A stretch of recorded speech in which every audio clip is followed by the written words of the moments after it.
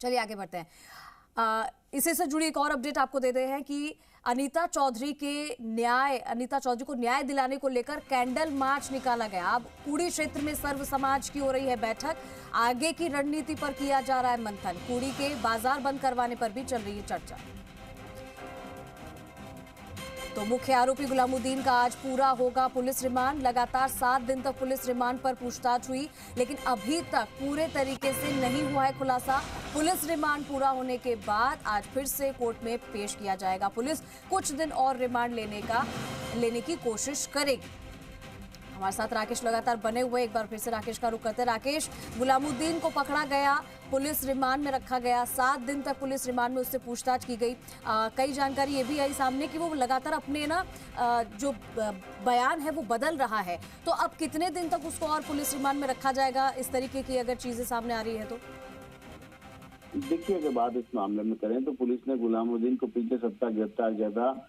उसके बाद पुलिस महाराष्ट्र मुंबई से गिरफ्तार करने के बाद जोधपुर लेकर आई थी। जोधपुर लाने के बाद लगातार जो है पूछताछ की जा रही है। तो प्राइमा फेसी जो पुलिस ने जो स्टोरी जब गुलामुद्दीन के पत्नी आबिदा ने जो बताई थी लूट की वारदात, उसी बिंदु पर लगातार पूछताछ की गई और पड़ताल की गई। उसके बाद हालांकि कई कनेक्शन, क्योंकि जिस तरीके से एक ऑडियो सामने आया था उसके बाद कई लोगों के नाम भी सामने आए थे, जिसमें एक व्यापारी तैयब अंसारी, उसका भी नाम सामने आया था।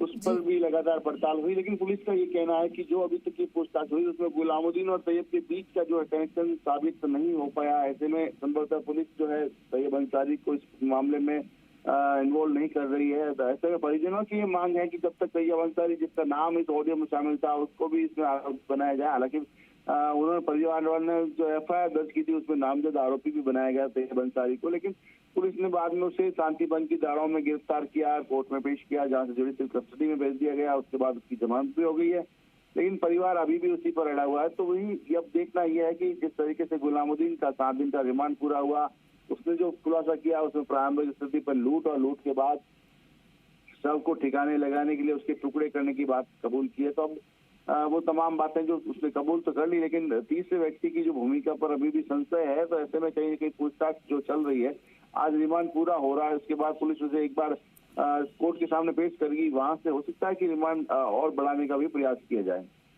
ठीक है राकेश, बहुत शुक्रिया आपका इस तमाम जानकारी के लिए।